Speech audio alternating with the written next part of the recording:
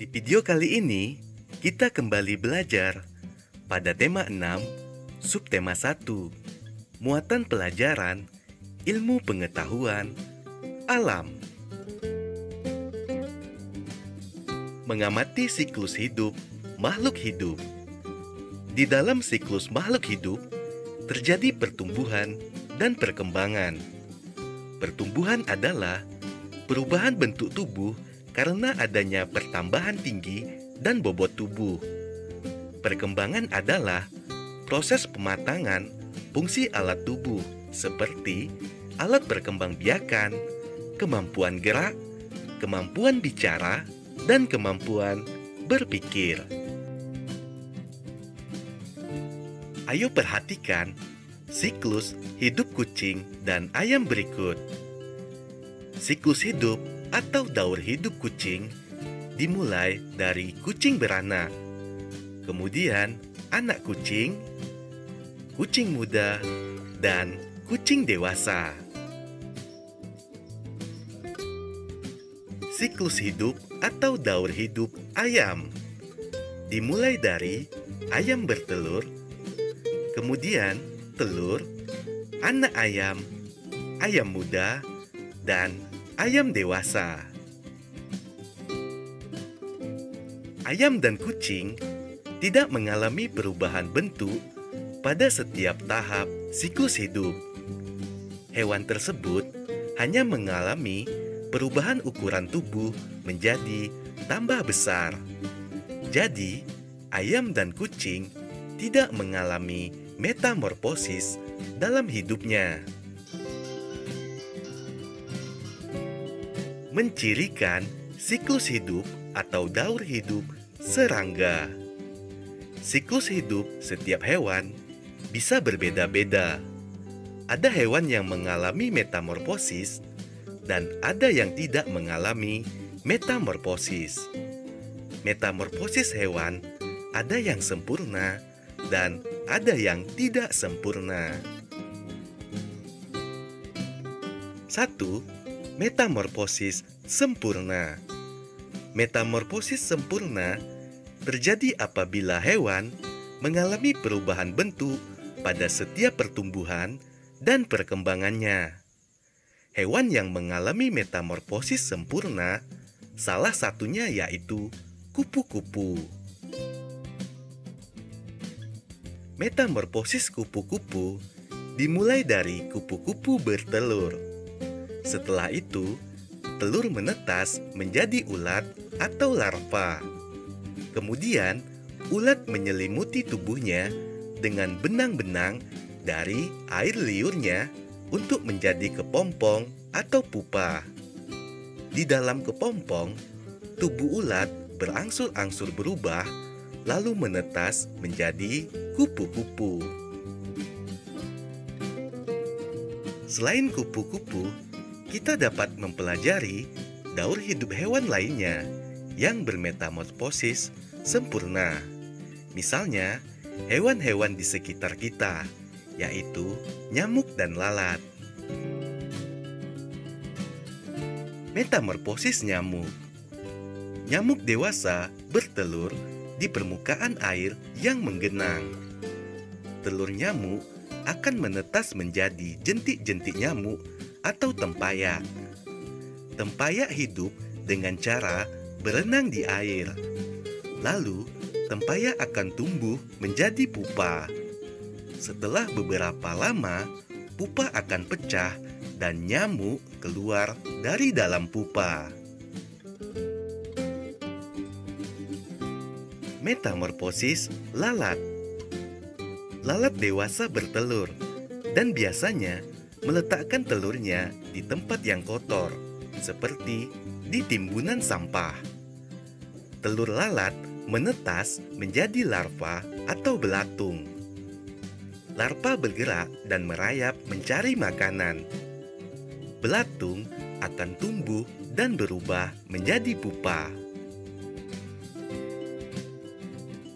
Pupa biasanya berada di tempat gelap yang terhindar dari sinar matahari langsung. Setelah beberapa hari, pupa berubah menjadi lalat. lalat terbang dan mencari makanan di tempat yang mengeluarkan bau tidak sedap. Yang kedua, metamorfosis tidak sempurna. Metamorfosis tidak sempurna terjadi apabila hewan mengalami perubahan bentuk hanya pada tahap pertumbuhan dan perkembangannya. Hewan yang mengalami metamorfosis tidak sempurna, contohnya adalah belalang. Metamorfosis belalang. Metamorfosis belalang dimulai ketika belalang bertelur. Telur belalang biasanya diletakkan di dalam tanah. Setelah itu, telur belalang akan menetas menjadi belalang muda atau nimfa tidak bersayap. Nimfa akan mengalami pergantian kulit dan sayapnya berangsur-angsur tumbuh. Selanjutnya, nimfa tersebut menjadi belalang dewasa dan memiliki sayap. Contoh metamorfosis tidak sempurna lainnya adalah kecoa.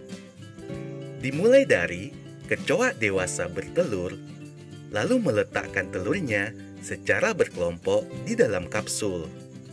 Setelah beberapa lama, telur menetas dan berubah menjadi kecoa muda atau nimfa.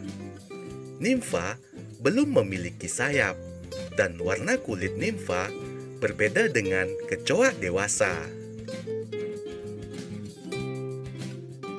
Selanjutnya, nimfa akan beberapa kali mengalami pergantian kulit sampai menjadi kecoa dewasa. Saat dewasa, kecoa dapat memiliki sayap sehingga bisa terbang. Kecoa dewasa akan bertelur dan metamorfosis terulang kembali. Metamorfosis tidak sempurna berikutnya adalah metamorfosis capung. Capung dewasa bertelur dan menyimpan telurnya di dalam air. Telur capung akan menetas menjadi nimfa. Nimfa hidup di air dan bernapas menggunakan insang. Nimfa tersebut belum memiliki sayap. Nimfa mengalami kurang lebih 10 kali pergantian kulit. Seiring dengan pertumbuhannya, nimfa akan tumbuh menjadi capung dewasa. Metamorfosis jangkrik. Jangkrik dewasa bertelur dan meletakkan telurnya di atas tanah. Setelah telur menetas, nimfa keluar dari cangkang telurnya. Nimfa mengalami kurang lebih 5 kali pergantian kulit. Selanjutnya, setelah nimfa mengalami pergantian kulit yang terakhir, nimfa akan tumbuh menjadi jangkrik dewasa. Jangkrik dewasa sudah memiliki bulu yang lengkap. Membandingkan metamorfosis sempurna dan tidak sempurna. Berikut adalah metamorfosis sempurna pada kupu-kupu dan metamorfosis tidak sempurna pada belalang. Ayo perhatikan perbandingan dari kedua metamorfosis ini. Pada metamorfosis kupu-kupu, telur kupu-kupu menetas menjadi larva. Sedangkan pada belalang, telur belalang menetas berubah menjadi nimfa. Pada kupu-kupu, bentuk ulat yang baru menetas berbeda dengan induk kupu-kupu. Sedangkan pada belalang, bentuk nimfa yang baru menetas menyerupai induk belalang.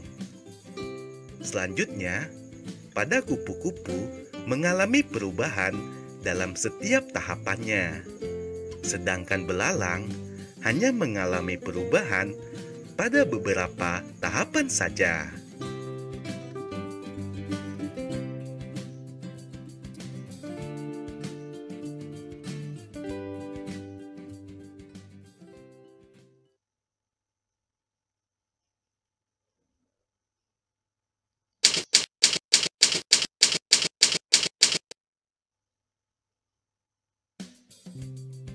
Di video kali ini, kita kembali belajar pada tema 6, subtema 2, muatan pelajaran, ilmu pengetahuan, alam. Membandingkan siklus hidup makhluk hidup melalui pengamatan.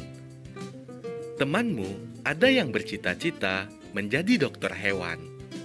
Dokter hewan dapat membantu mengobati hewan yang sedang sakit. Seorang dokter hewan harus mengetahui bagian-bagian tubuh hewan. Dokter hewan juga harus mengetahui tentang siklus hidup hewan. Sebelumnya, kita telah mempelajari siklus hidup atau daur hidup hewan.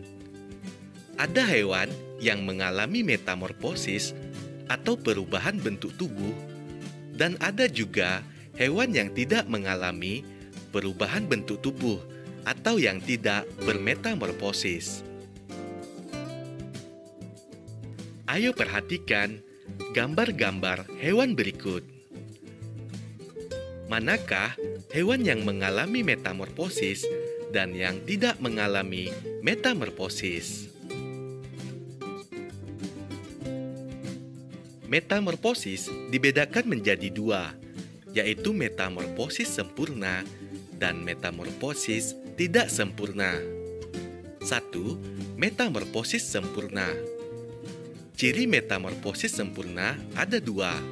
Pertama, terdapat perbedaan bentuk tubuh hewan saat lahir dan bentuk dewasanya. Yang kedua, terdapat fase pupa atau kepompong dalam siklus hidupnya. Contoh hewan yang bermetamorfosis sempurna yaitu kupu-kupu. Berikutnya, metamorfosis tidak sempurna. Ciri-ciri metamorfosis tidak sempurna. Pertama, pertumbuhan dan perkembangan hewan dengan bentuk tubuh saat lahir sama seperti bentuk dewasa. Selanjutnya, hewan tersebut tidak melalui tahap kepompong. Salah satu contoh hewan yang bermetamorfosis tidak sempurna yaitu belalang. Ayo perhatikan contoh membandingkan siklus hidup atau daur hidup hewan berikut. Yang pertama, persamaan daur hidup kucing dan kecoa. Kucing dan kecoa mengalami tahap menjadi hewan muda. Kemudian, kucing dan kecoa mengalami perubahan ukuran tubuh, yaitu semakin besar. Selanjutnya, perbedaan daur hidup atau siklus hidup kucing dan kecoa. Yang pertama, kucing berkembang biak dengan cara beranak, sedangkan kecoa berkembang biak dengan cara bertelur. Yang kedua, daur hidup kucing tidak mengalami metamorfosis, sedangkan daur hidup kecoa mengalami metamorfosis, yaitu metamorfosis tidak sempurna. Yang ketiga, kucing tidak mengalami perubahan bentuk tubuh, sedangkan kecoa mengalami perubahan bentuk. Menjelaskan manfaat makhluk hidup bagi lingkungan sekitar. Hewan dan tumbuhan termasuk sumber daya alam atau SDA yang memiliki banyak manfaat bagi manusia. Manfaat tersebut antara lain seperti kapas.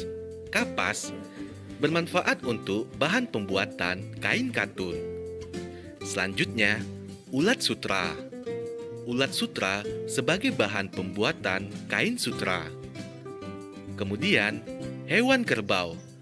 Kerbau bermanfaat untuk membajak sawah.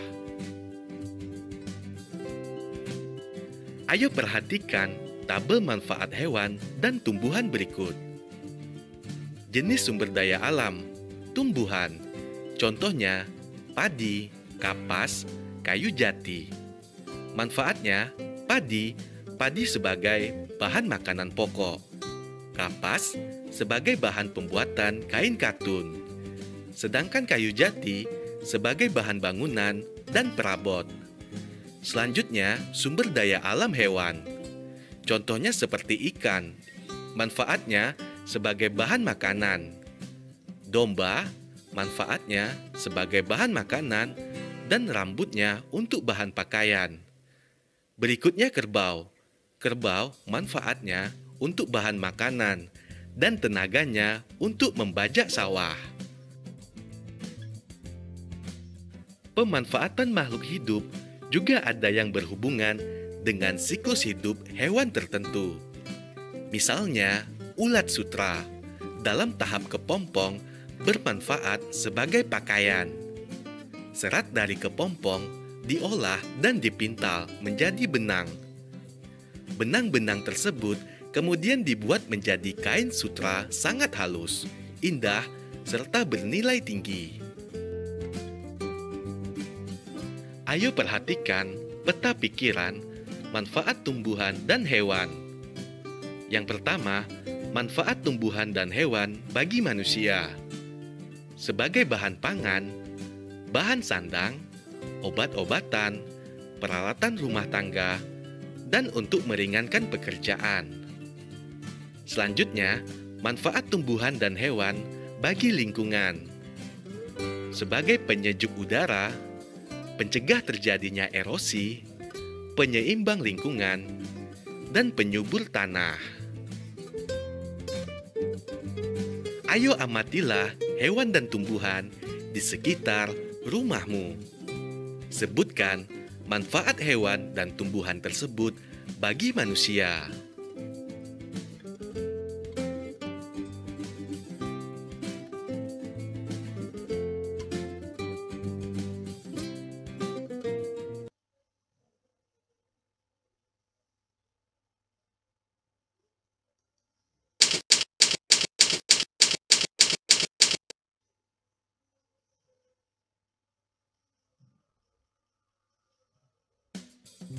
Di video kali ini, kita kembali belajar pada tema 6, subtema 3, muatan pelajaran, ilmu pengetahuan, alam.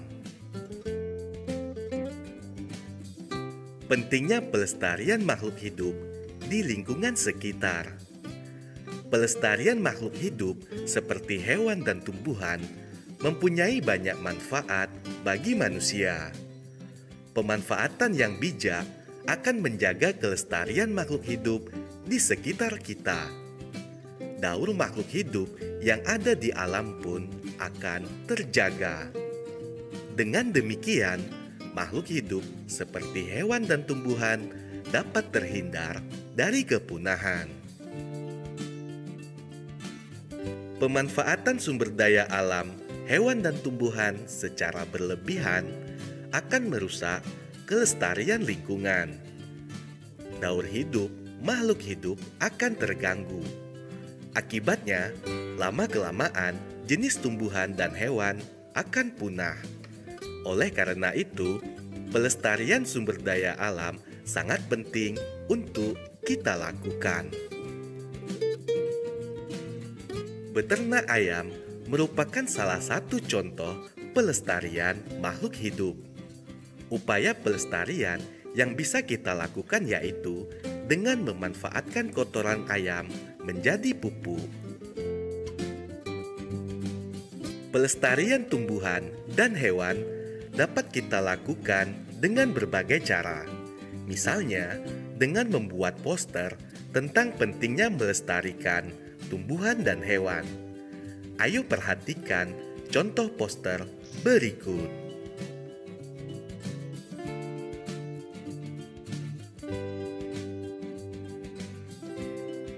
Ayo perhatikan juga contoh poster yang lainnya.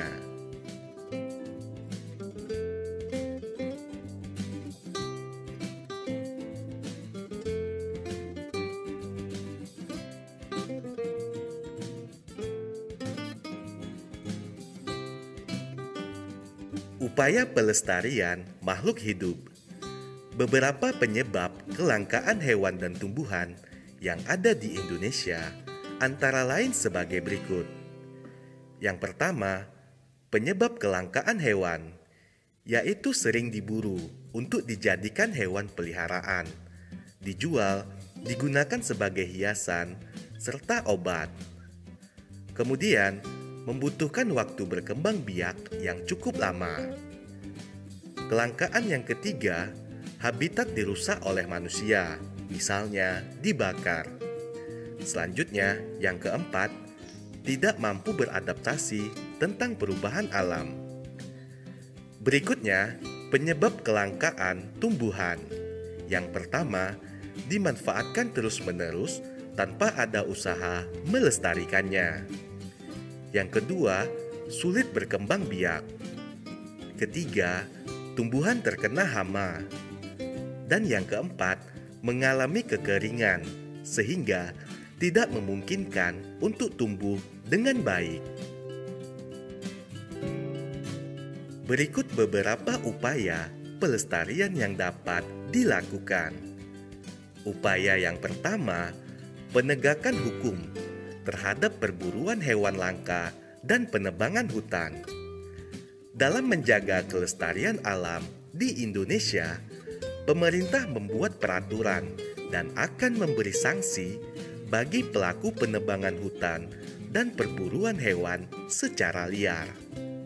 Tujuannya agar pelaku-pelaku tersebut jera dan memiliki kepedulian untuk melestarikan hewan dan tumbuhan. Upaya pelestarian makhluk hidup yang berikutnya adalah penangkaran serta pembudidayaan hewan dan tumbuhan langka. Penangkaran adalah upaya untuk melestarikan hewan yang terancam punah. Penangkaran berfungsi sebagai tempat pengembangbiakan serta pemulihan hewan yang mengalami luka-luka dan trauma. Berbeda dengan hewan, pelestarian tumbuhan dilakukan dengan pembudidayaan. Pembudidayaan dilakukan dengan cara memperbanyak tumbuhan langka melalui penanaman benih atau kultur jaringan. Tumbuhan langka akan ditumbuhkan hingga cukup dewasa dan siap untuk ditanam di lahan yang membutuhkan pemulihan lingkungan. Upaya pelestarian yang ketiga adalah pelestarian secara in situ dan ex situ. Hewan dan tumbuhan langka juga dapat dilestarikan dengan pelestarian in situ dan ex situ. In situ adalah pelestarian di dalam habitat aslinya, seperti cagar alam, hutan lindung, suaka marga satwa, dan taman nasional. Pelestarian ex situ adalah pelestarian di luar habitat aslinya, seperti kebun binatang, kebun raya, taman safari, museum zoologi, dan herbarium.